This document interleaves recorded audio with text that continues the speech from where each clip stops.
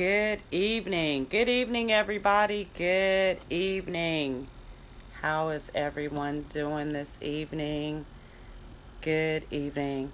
It is Candy Pringle, and it is time for 7 minutes. And each and every Sunday, I take 7 minutes out of your time just to teach, inspire, motivate, and empower.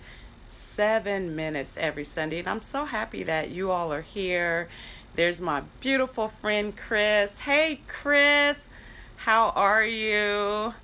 Yes, thank you for joining me. I certainly appreciate everyone's support. And today, I'm going to take a moment just to speak to everyone about family values. Family values is the topic today, and I just hope that when you come on, you press the share button, press the like button, share with your friends. I'm so happy that 7 minutes is growing. I think we're up to like 270 followers right now, and that is wonderful.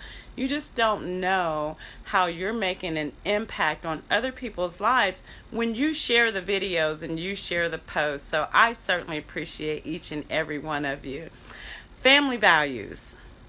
For those of you that read the Bible or have read the Bible, you know that it's a known fact that conflict in families date back to the beginning of time. Conflict in families dates back to Adam and Eve, Cain and Abel. Adam blamed Eve for him biting into the fruit. He said, "Oh, well, she tempted me." Well, then Eve blamed the serpent. Then we've got Cain and Abel. Cain shed his brother's blood, killed his brother, and then he was cursed to be a wanderer and a fugitive of the earth for shedding his brother's blood. As you can see, conflict in families was a part of the beginning of earth. And although we had nothing whatsoever to do with that deception and jealousy, the same mind frame is carried on in families today, thousands of years later. Yes, those same disputes that were there in the beginning of time, they're still here today.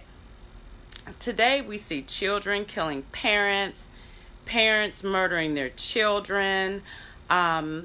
Today we see sibling rivalries, the same as it was in the beginning. Family dynamics have changed throughout the years.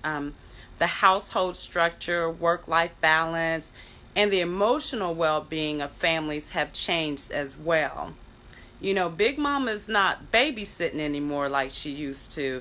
And that village that we all were supposed to count on to help us in the community is no longer there.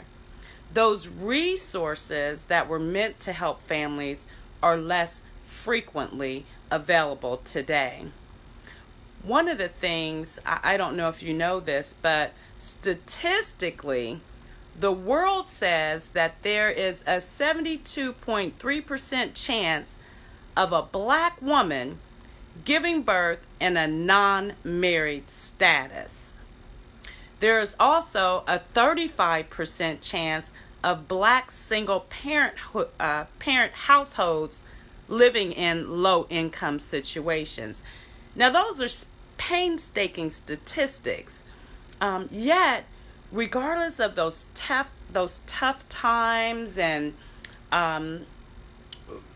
regardless of the situations that people face today, there are still some families that are trying to hold things together.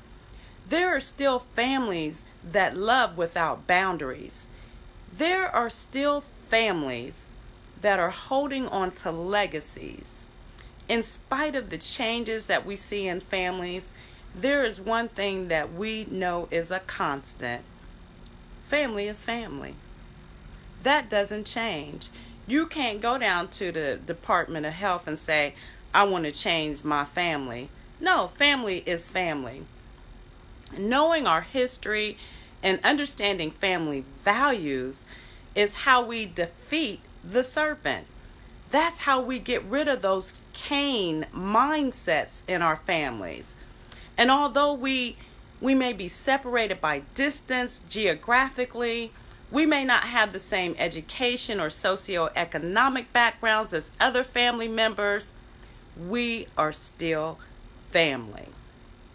And we as African Americans must acknowledge the fact that freedom was not free. All right? Our ancestors lost their lives and many things of value so that we could have the opportunities that we have today. Family values. When is the last time that you picked up the phone and gave Big Mama a call? When is the last time that you picked up the phone and called your auntie or your uncle? When is the last time that you spoke with an elder in your family?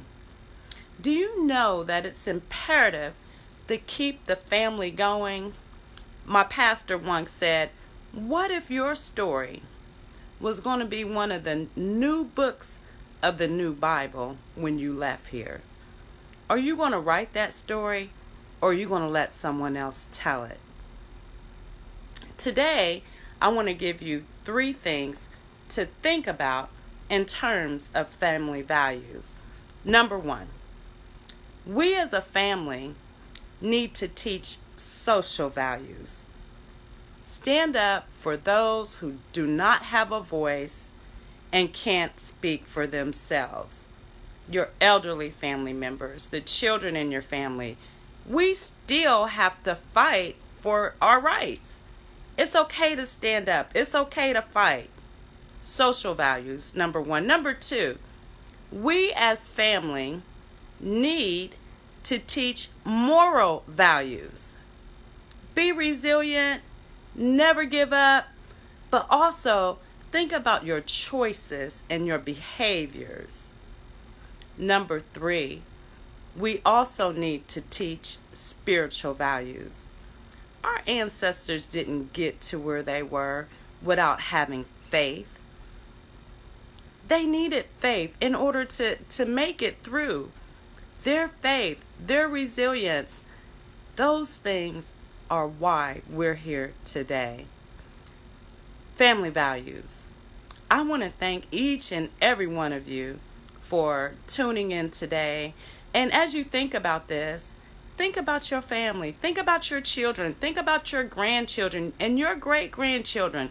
When you're not here, what did they learn from you? Did they learn moral values from you? Did they learn any social values from you? And how spiritually were they impacted by your life? Your story may be the next part of the new Bible. Thank you so much for tuning in today. God bless each and every one of you. I love you so much. Again, please be sure, share the video, click like. Thank you so much for tuning in. God bless you.